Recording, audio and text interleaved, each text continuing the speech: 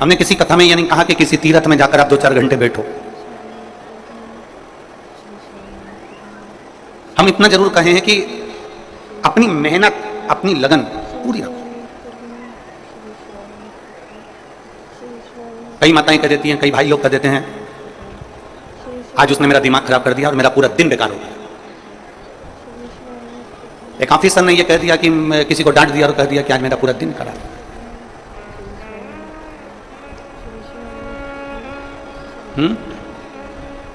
आवाज नहीं आ रही क्या? उधर की आवाज खुली है, बाहर की। कोई कह देता है कि मेरा दिन पूरा खराब हो गया, कोई कह देता है मेरा समय पूरा बर्बाद हो गया। शिव पुराण कहती है, एक जरा सा किसी के कहने पर, एक जरा सा संबोधन या एक शब्द किसी के कहने के बाद में आपका पूरा दिन क्यों बेकार करता है?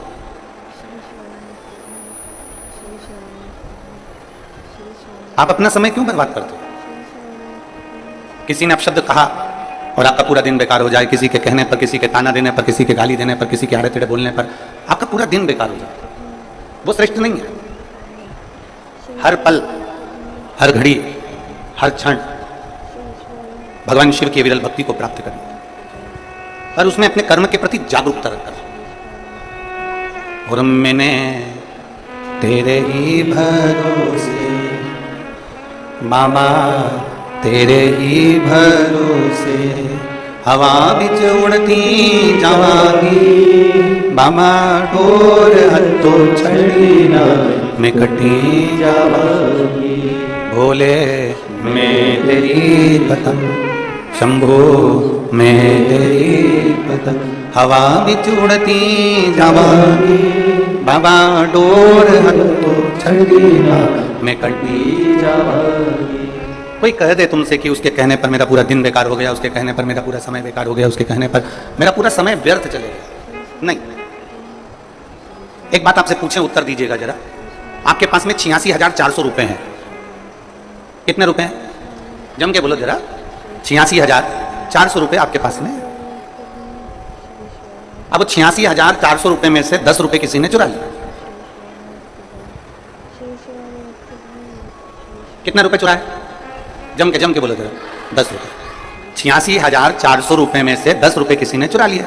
तुम्हारा दिमाग खराब हो गया, तुम्हारा मूड खराब हो गया, मेरे 10 रुपए चुरा लिया। तो तुम क्या करोगे? 86,400 में से 10 रुपए तो चुरा लिया, अब 86,390 जो बचे हैं तुम उसको फेंक दोगे क्या? जम के तो बोलो। नहीं। 86,400 रुपए में से 10 रुपए कोई चुरा के ले गया तो तुम्हारा दिमाग खराब हो गया, मेरे 10 रुपए किसने ले लिया, मेरे 10 रुपए किसने ले लिया। और उसमें से अब तुम्हें गुस्सा आ गया तो तुम क्या 86,390 फेंक दोगे? नहीं फेंको। उसको तुम फेंकने वाले नहीं हो, तुम फेंकोगे नहीं उसको। और हो सकता है कोई ऐसा बहुत धनपति हो, करोड़पति हो, वैभवपति हो तो वो फेंक भी दे कि 86,390 बचे, हमें तो फेंकना है। 10 रुपए किसने निकाल लिए मेरे? 10 रुपए चुराए किसने मेरे? और वो 10 रुपए के चक्कर में तुम 86,390 रुपए फेंक दो। कहीं कहीं का हो सकता है, पर हमको तो नहीं लगता कि जो समझदार व्यक्ति होगा, जो चतुर व्यक्ति होगा, वो 86,390 फेंकेगा नहीं, वो फेंकेगा नहीं। बोलो रे बोलो छत्तीसगढ़ वालों, फेंकोगे? नहीं फेंकोगे। 10 रुपए चले गए ना तो तुमने अपने 86,390 रुपए संभाल के उसको रख लिया, संभाल के उसको रख लिया, संजो के उसको रख लिया। छत्तीसगढ़ में पीछे नाचते हैं कि आगे नाचते हैं? जम के तो बोलो जरा। आगे।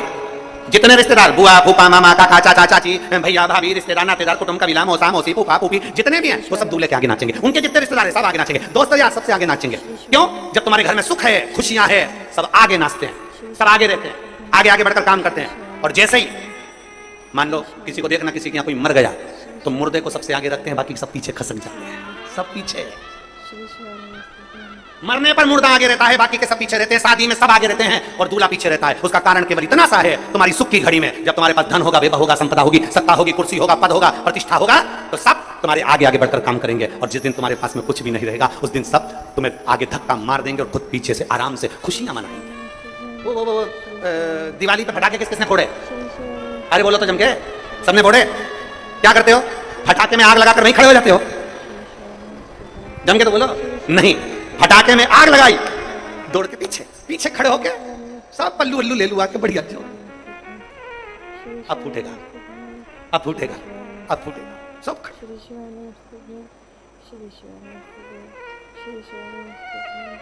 आग लगाई, पीछे जाकर खड़े हो गए, फटाके के फूटने का इंतजार कर रहे हो, इंतजार कर रहे हैं। ऐसे कई दुनिया में लोग हैं जो तुम्हारे घर में, परिवार में, रिश्तों में, अपनों में, धर्म में, समाज में, संप्रदाय में कई ऐसे लोग हैं जो आग लगाकर फटाके में दूर खड़े होकर इंतजार करते हैं कि अब फूटेगा, अब फूटेगा।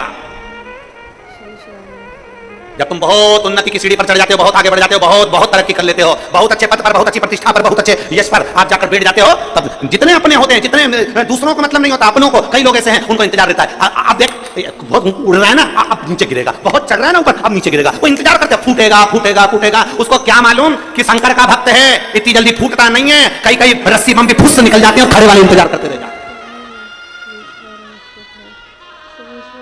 मालूम नहीं है कि शिव का भक्त है, शंकर का उपासक है, एक लोटा जल चढ़ाने वाला है, शिव को रिझाने वाला। बम फूटने का इंतजार सब करते करते करते कई बम ऐसा भी होता है कि फुस्सी निकल जाता है, फूटता ही नहीं, सब इंतजार करते हैं फूटेगा फूटेगा फूटेगा फूटेगा फूटेगा, सब इंतजार कर रहे हैं। 50 रुपए का बम, 60 रुपए का बम, फूटेगा फूटेगा फूटेगा, फूटा ही नहीं। क्यों? जो भगवान के आश्रित होकर जीता है और जिसने अपने कर्म को मेहनत के साथ जोड़कर उन्नति की सीढ़ी पर जो चढ़ा होता है ना, हल्के फुल्के नहीं, जो मेहनत कर चढ़ता है ना, वो इतनी जल्दी गिरता नहीं है। उसको कितना भी गिराने का प्रयास कर लिया जाए, लगन से आगे बढ़िए। खड़े होकर तो बहुत इंतजार करेंगे लोग, फूटेगा फूटेगा फूटेगा। हम उसके आश्रित होकर चलेंगे, आश्रित। और जब हम उसके आश्रित होकर चलेंगे तो जिंदगी का एक पत्र देखिए। प्रवीण गोस्वामी दुर्ग से हैं। मेरे घर के लोग बहुत सुनते हैं आपकी कथा। मेरा एक प्रश्न है, आप उत्तर देंगे क्या? ए बेटा प्रवीण, मेरा एक प्रश्न है, उत्तर देंगे क्या? मैं 12वीं कक्षा में पढ़ता हूं, मुझे पूछना है, आप मेरा उत्तर देंगे? प्रश्न है मेरा, गाड़ी कितनी स्पीड में चलाना चाहिए? हम ही मिले थे सब पूछने के लिए। कहीं बैठा है क्या? गाड़ी कितनी स्पीड में चलाना चाहिए? प्लीज प्लीज प्लीज गुरुजी मेरा पत्र जरूर पढ़ना। प्रवीण गोस्वामी, दुर्ग 36। अब हमसे क्यों पूछ रहे हो? ट्रैफिक वाले बैठे हैं, उनसे पूछो ना कि गाड़ी कितनी स्पीड में चलाना चाहिए। अगर हमसे पूछा है तो हम तो इतना कहेंगे, जिसकी जितनी उम्र है उतनी स्पीड में गाड़ी चलाना चाहिए। हम तो इतना कहेंगे बेटा प्रवीण कि जिसकी जितनी उम्र है गाड़ी उतनी स्पीड में चलाओ। आप 20 साल के हो तो 20 में, 15 के हो तो 15 में, 80 के हो तो 80 में, और 100 के हो तो निकल लो। बाकी का ट्रैफिक वाले बैठे हुए हैं, वो आपको बता देंगे कितनी स्पीड। बता, हमारी स्पीड तो बता रहे हैं, हमारी 20 स्पीड से हम वर्णन कर सकते हैं कि जितनी जिसकी उम्र है गाड़ी उतनी स्पीड में चलाओ। तुम्हारी 15 साल है 15, 20 साल है 20, 25 है 25, 30 साल के हो तो 30 की स्पीड में चलो, 40 के हो तो 40 के, 80 के हो तो 80 के, और 100 के हो तो 100 के। अब 100 के तो ऊपर ही निकलोगे, फिर स्पीड की जरूरत का। गाड़ी कितनी स्पीड में बोलो, हम तो हमारी 20 स्पीड के माध्यम से बस इतना बता सकते हैं। अब आपकी स्पीड आपको बनाना है। आप 15 साल के हो, 20 साल के हो, 25 साल के हो, पहले तो इतना अंदाजा लगा लो कि जब तक आप बड़े नहीं हो जाते, जो सरकार ने एक नियम बनाया है गाड़ी चलाने के लिए, जो सरकार ने एक नियम बनाया है कि गाड़ी इस उम्र में चलाना चाहिए और ऐसे चलाना चाहिए, सरकार के नियम के अनुसार चलना चाहिए, उस नियम के अनुसार।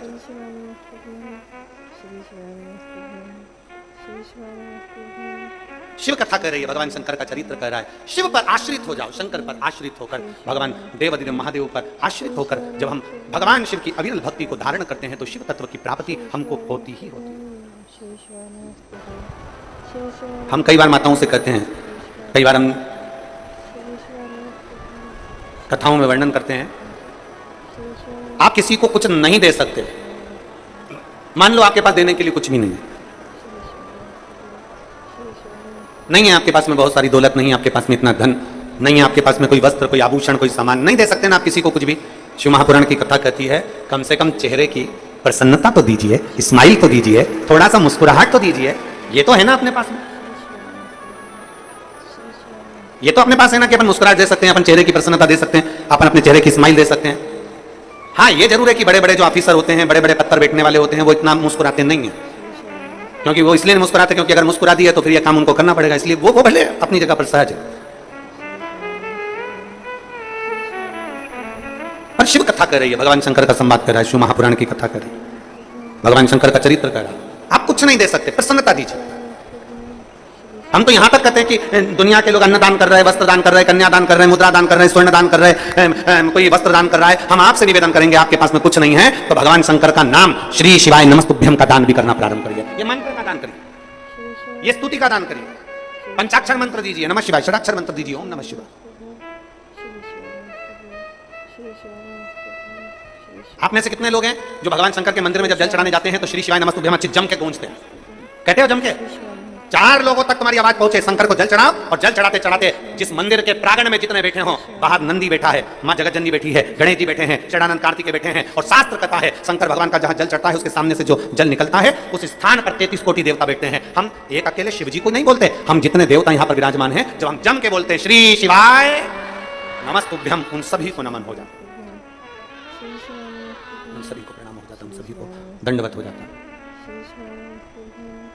सती मैया तुम मत जाओ, सती मैया नहीं मानी, सती मैया गई, सती मैया मानने को तैयार नहीं है। माता सती मानती नहीं, गई, अपमान हो गया, शरीर त्याग दिया, शरीर छोड़ दिया, पूरा यज्ञ विध्वंस कर दिया। जिस जगह पर शिव नहीं है, जहां शंकर नहीं है, जहां शंकर का शिवलिंग नहीं है, दुनिया के लोग उसको शीघ्र विध्वंस कर देते। यज्ञ में शिव नहीं थे इसलिए वो विध्वंस हो गए। कितनी भी बड़ी बीमारी हो, कितना बड़ा भी रोग है, हमारे सनातन धर्म में 2 हाथ का प्रयोग होता है। हर हर महादेव, हमारे सनातन धर्म में 2 हाथों से नमन किया जाता है, प्रणाम किया जाता है। ये दूसरे धर्म की सभ्यता है, ये दूसरे धर्म का नियम है, जो एक हाथ से प्रणाम कर ले, एक हाथ से कुछ भी कर ले। हमारे सनातन धर्म में 1 हाथ का प्रयोग नहीं, 2 हाथ का प्रयोग है। पर आजकल ना जाने कौन सा नियम लेकर आ गए, मम्मी पापा के पांव भी पड़ेंगे एक हाथ से। ये 1 हाथ हमारे सनातन धर्म की पहचान ही नहीं है। हमारे सनातन धर्म की तो पहचान 2 हाथ है ना। जब भी, और निवेदन करूंगा, आप जब भी किसी से बात करें, राम राम करें, प्रणाम करें, 1 हाथ से नहीं, हाथ जोड़कर करें। ये भारतीय सभ्यता, संस्कृति और मेरे भारत की निशानी। 1 हाथ से प्रणाम नहीं।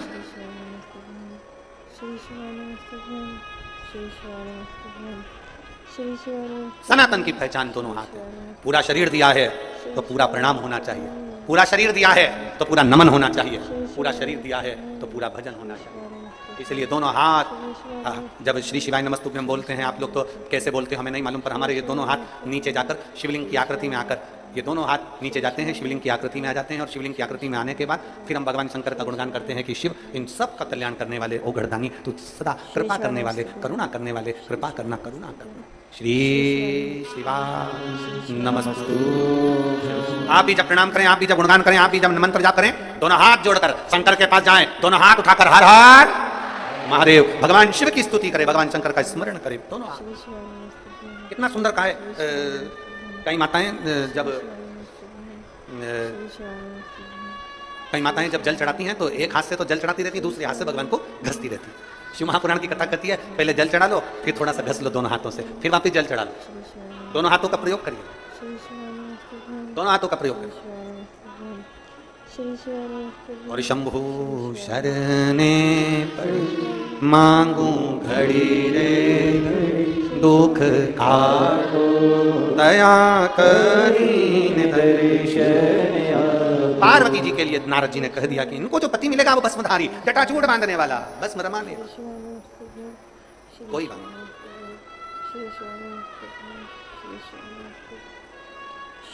पार्वती मैया थोड़ी सी बड़ी हो गई।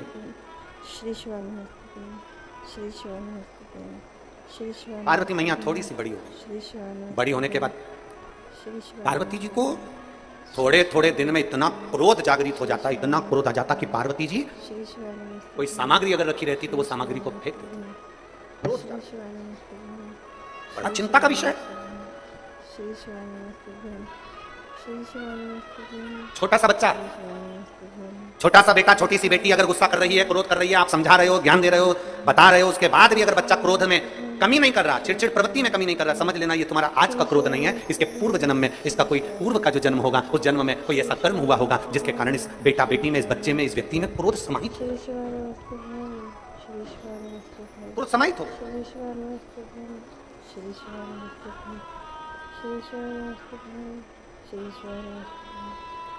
महाराज वो धतूरा देखा है आप लोगों ने? जम के बोलो जरा, देखा है सबने? धतूरा, धतूरे में पीछे जो डंडी होती है वो थोड़ी सी मुड़ी होती है, हल्की सी मुड़ी होगी डंडी, हल्की सी मुड़ी हुई डंडी। जो प्रसंग आप और हम श्रवण कर रहे हैं वही प्रसंग यहाँ चल रहा है। ये धतूरा जैसे देखिए, अब ये धतूरा, धतूरे की जो डंडी है, ये डंडी एकदम सीधी नहीं रहती है। डंडी हमेशा कोई भी धतूरा होगा, धतूरे की डंडी थोड़ी सी मुड़ी हुई होगी, थोड़ी सी मुड़ी रहती है, प्रत्येक धतूरे की डंडी मुड़ी रहती है। अब आप अपने बच्चों को समझा रहे हो, इसका क्रोध कम नहीं हो रहा, मैंने समझा दिया, ज्ञान दे दिया, पिताजी ने समझाया, दादा समझाया, दादी समझाई, अपने घर के संस्कार अच्छे हैं, अपने घर में कोई गुस्सा करने वाला नहीं है, अपने घर में सब प्रेम करने वाले हैं, सब आदर करने वाले हैं, सब सत्कार करने वाले हैं। उसके बाद भी अगर बच्चे क्रोध में डूबे हुए हैं तो ये इनके इस जन्म का नहीं है, ये उस जन्म का। जैसे माता पार्वती जी, पार्वती जी छोटी सी अवस्था धारण करती है, 5 वर्ष की अवस्था में माता पार्वती जी आती हैं। हर थोड़े दिन में माता पार्वती जी को क्रोध आ जाता है, इतना तेज क्रोध आता है माता पार्वती जो समान हाथ में आया वो फिर इतना क्रोध। माँ का माना जगत जननी हो, माँ दुर्गा हो, भवानी हो, अष्टभुजा धात्री हो, पर माँ जब एक बड़ी हो जाओ तब क्रोध करो तो चल जा, पर छोटी सी अवस्था में क्रोध आ, एक चिंता का विषय पड़ गया। हिमालय राज की रातों की नींद उड़ गई, माँ मेनावती की रातों की नींद उड़ गई। हमारी बेटी पार्वती को हुआ क्या है, थोड़े दिन अच्छी रहती है, 2-4 दिन अच्छी रहती है, 2-4 दिन में क्रोध कर जाती है, इतना क्रोध करती है कि वस्तु फेंक देती है, इतना क्रोध माँ पार्वती का। बड़ा चिंता का विषय पड़ गया, बड़ा। आज हिमालय राज का मन बड़ा दुखी था। हिमालय राज जी मन दुखी था तो हिमालय राज आज अपने नगर से बाहर निकल गए। बाहर निकले, थोड़ा सा मन को थोड़ा सा संभालने के लिए बाहर निकले, मन को संभाल। बड़े दुखी थे हिमालय राज, आज बड़े दुखी, चल दिए, मन दुखी। कई बार बच्चों का चिड़चिड़पन देखकर, कई बार बच्चों की हालत देखकर, बच्चों का क्रोध देखकर माँ की तो आदत हो जाती है। माँ तो रोज घर में रहती है, 24 घंटे रहती है, तो माता को तो मालूम है कि बच्चे की स्थिति क्या है, बच्चा क्या कर रहा है, बच्चे की स्थिति क्या है, बच्चा क्यों चिड़चिड़ कर रहा है, माँ को मालूम है। पर पिता ऑफिस जाने वाला, पिता नौकरी करने वाला, पिता दुकान पर रहने वाला, संडे के दिन घर पर रहा, मंडे के दिन घर पर रहा, छुट्टी वाले दिन घर पर रहा, जिस दिन वो घर पर रहता है और बच्चों की ऐसी हालत देखता है, चिड़चिड़पन देखता है, गुस्सा देखता है, क्रोध देखता है, तो पिता को क्रोध आ जाता है। पिता का मन दुखता है, पिता का हृदय दुखता है, पिता का दिल रोता है कि मेरे घर में मेरी पत्नी अच्छी है, हमारे संस्कार अच्छे हैं, मेरे माता पिता अच्छे हैं, मेरे भाई बंधु अच्छे हैं, फिर ये बच्चों में ये गुण कहां से आ रहा है, स्कूल अच्छा है, टीचर अच्छे हैं, फिर बच्चों में ये चिड़चिड़पन कहां से आ रहा है, ये गुस्सा कहां से, ये कहां से आया। आज हिमालय राज के नैनों में जल भर गया। मेरी बेटी पार्वती औलाद भी सम्मान। हिमालय राज की आंख में जल भरा। पूछा, तुमरुका जी ने पूछा, आज आपके चेहरे की दशा क्या है, आज आपके चेहरे की दशा क्यों है। हिमालय राज कहते हैं मेरी बेटी को नहीं समझ में आता कि थोड़े दिन अच्छी रहती है, थोड़े दिन में क्रोध कर जाती है, गुस्सा कर जाती है, बहुत चिड़चिड़ करती है। तुमरुका जी ने कहा, देवऋषि नारद ने आपकी बेटी की पत्रिका बनाई, भाग्य बनाया, बताया, क्या बताया, ये बेटी अच्छी है, भाग्य अच्छा है, सब कुछ अच्छा है, फिर ये बेटी को तकलीफ क्या है। तुमरुका जी ने कहा, पूर्व समय का कोई ग्रह ऐसा होता है, पूर्व समय का कर्म ऐसा होता है जिसकी याद बनी रहती है, तो हर थोड़े दिन में वो याद आती है तो व्यक्ति चिड़चिड़ा हो जाता है। तुम्हारी बेटी के साथ भी यही क्रम है। पार्वती अभी 5 वर्ष 6 वर्ष की है और अगर इतना क्रोध कर रही है, इतना चिड़चिड़ कर रही है, तो जरूर पूर्व समय का अनुमान होगा। तुमरुका जी ने कहा, मैं आपकी बेटी के दर्शन करना चाहता हूँ, बेटी के दर्शन। चलिए, श्री शिवाय नमस्तुभ्यं, श्री शिवाय नमस्तुभ्यं, श्री शिवाय नमस्तुभ्यं, श्री शिवाय नमस्तुभ्यं, श्री शिवाय नमस्तुभ्यं। जैसे देवऋषि नारद श्रीमन नारायण श्रीमन नारायण श्रीमन नारायण करते वैसे शंकर जी के भक्त तुमरुका जी, उनके मुख से भगवान शंकर का नाम निकलता है, नमः शिवाय, ओम नमः शिवाय, श्री शिवाय नमस्तुभ्यं, उनके मुख से शिव नाम निकलता है। जिसके मुख से शिव नाम निकलता है उसको, जिसके हाथ से शंकर जी को एक लोटा जल चढ़ता है, उसको जब भी तकलीफ आती है तो दुख की घड़ी क्षण उस व्यक्ति को पहले महसूस होने लगता है। घर में कई जीजियां ऐसी हैं, कई माताएं ऐसी हैं, कई जीजा ऐसे हैं, कई बुजुर्ग माताएं ऐसी हैं जो भगवान शंकर को जल चढ़ाने वाली होती है ना, तो कई बार अपने बच्चे को राय दे देती है, ऐसा मत कर बेटा, बाद में नुकसान हो जाएगा, बेटा ऐसा मत करना, ऐसा होने वाला है, मुझे ऐसा लग रहा है कि तेरे साथ कुछ होने वाला है। मतलब उसको पूर्वाभान हो गया। शंकर की आराधना करने वाला, शिव को जल चढ़ाने वाला, शंकर की स्तुति करने वाला, श्री शिवाय नमस्तुभ्यम बोलने वाले को पूर्व का भान हो ही जाता। तुमरुका जी को लेकर गए हिमालय राज, जो तुमरुका जी ने माता पार्वती जी का दर्शन करा, प्रणाम करा माँ को प्रणाम करा। हिमालय राज ने पूछा तुम एक छोटी सी कन्या को प्रणाम कर रहे हो? तुमरुका जी कह रहे हैं ये छोटी सी कन्या नहीं, इस कन्या का जो पूर्व का जन्म है वो मां सती का है, अपने पिता की यज्ञ की अग्नि में कूद कर भस्म हो गई थी, ये वो सती मां है, ये वो सती मां है जो अपने पिता के यज्ञ अग्नि में कूद कर भस्म हो गई थी, दक्ष प्रजापति के यज्ञ में कूद कर भस्म हो गई थी, ये वो सती हैं। और आप कहते हो कि मेरी बेटी क्रोध करती है, चिड़चिड़ करती है, ये माता पार्वती जो क्रोध कर रही हैं ये पूर्व जो पिता के घर में गई थी, पिता ने अपमान करा था, बहनों ने अपमान करा था, भाइयों ने अपमान करा था, परिवार वालों ने अपमान करा था, वो अपमान सती के दिल में भर गया था, वो अपमान आज तक सती के दिल में है और ये अगला जन्म ले ली, वो अपमान आज तक भूल नहीं पाई है, इसलिए चिड़चिड़ कर जाती है, क्रोध कर जाती है, वो अपमान आज तक नहीं भूली। कई लोग कहते हैं गुरुजी हमारे घर के संस्कार अच्छे हैं, परिवार अच्छा है, माता पिता अच्छे हैं, दादा दादी अच्छे हैं, रिश्तेदार अच्छे हैं, एजुकेशन अच्छी है, स्कूल अच्छा है, ट्यूशन अच्छी है, फिर बच्चे इतने चिड़चिड़ क्यों करते हैं? ये आज का नहीं, पूर्व का है, पूर्व का। फिर मेरी बेटी को मैं जो सती थी, पूर्व का अपमान उसके दिल में जो भरा हुआ है वो अपमान समाप्त कैसे होगा? तुमरुका जी ने कहा अगर पार्वती शिव की आराधना करें, हिमालय राज बोले ये तो देवऋषि नारद ने मेरी बेटी को वैसे ही शंकर की आराधना बताई है, मेरी बेटी को तो शंकर भगवान की आराधना, देवऋषि नारद जब बेटी गोदी में थी उस समय कहकर चले गए थे कि शिव की आराधना करे पार्वती, और मेरी बेटी शिव की आराधना करती है।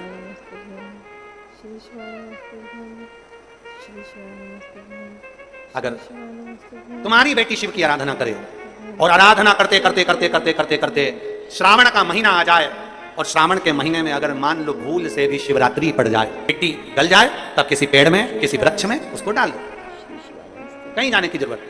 नदी नाले पानी के समय में फूल जाते हैं, बहुत पानी भरा रहता है, ध्यान रहे पता नहीं मिट्टी चिकनी होती है, स्मरण तो घर के बाहर, अपने घर के बाहर उसका। और शंभु शरणे पर मांगू घड़ी रे दुख का दया करीन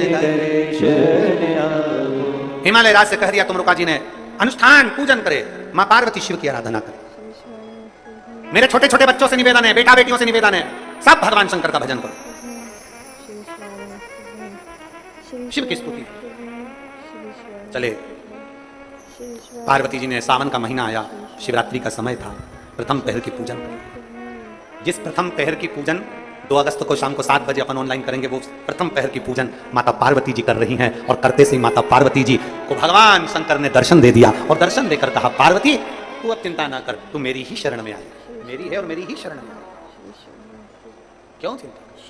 और अब सौंप दिया इस जीवन का सब भार तुम्हारे हाथों में, हे हार तुम्हारे हाथों में और जीत तुम्हारे हाथों। शिव स्तुति में डूब गई पार्वती मैया। समय आता है भगवान माता पार्वती जी और भगवान शंकर का जो मंगल विवाह हुआ था, भगवान शिव और पार्वती जी के मंगल विवाह के अनुकूल उनके घर में सुंदर गणेश जी महाराज का प्राकट्य होता है। जोरदार ताली बजाकर गणेश जी महाराज का प्राकट्य।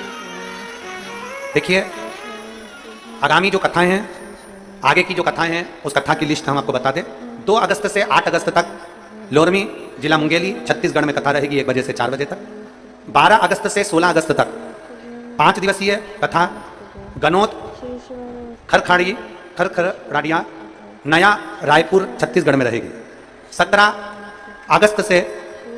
अगस्त को कावड़ यात्रा रहेगी, 1 दिन की सीहोर की कुबेरेश्वर महादेव की। 23 अगस्त से 29 अगस्त तक कोंठा ground Nanded west on bypass road Nanded Maharashtra में कथा रहेगी 23 से 29 अगस्त की। 3 सितंबर से 9 सितंबर तक गुड़गांव में कथा रहेगी। 3 सितंबर से 9 सितंबर तक गुड़गांव में कथा रहेगी। और 12 से 18 सितंबर तक जो अग्रवाल महिला मंडल की सीहोर की कथा होती है, वो कथा 12 से 18 सितंबर तक रहेगी। ऐसा कथाओं का क्रम रहेगा। आप सभी को साधुवाद है, अपने नजदीक में जहां कथा हो वहां प्रेम से श्रवण करें। सावन 72 वर्ष बाद ऐसा सावन आया है। इस कथा का लाभ टीवी चैनल के माध्यम से। निवेदन है पूरे महीने कथा है, पूरे महीने जितने श्रोता भाई सुन सकते हैं सुने, और सावन के 72 साल बाद ऐसा सावन आया है, इसकी कथा को धारण कर अपने जीवन को सार्थक बनाए। हर हर श्री शिवाय नमस्तभ्यम साथियों, सादर जय श्री कृष्णा। साथियों, वीडियो में दी गई जानकारी अगर आपको उपयोगी लगी हो, लाभदायक लगी हो तो प्लीज़ वीडियो को लाइक कीजिएगा और ज़्यादा से ज़्यादा लोगों को शेयर कीजिएगा। और गुरुदेव द्वारा बताए गए शिव महापुराण के नए नए उपायों को जानने के लिए और गुरुदेव की कथा के रसों को ग्रहण करने के लिए मेरे चैनल को सब्सक्राइब कीजिएगा। मिलते हैं फिर गुरुदेव की अगली कथा के साथ और अगले उपाय के साथ। तब तक के लिए अपना और अपनों का ख्याल रखिए। सादर जय श्री कृष्णा। श्री शिवाय नमस्तभ्यम। हर हर महादेव।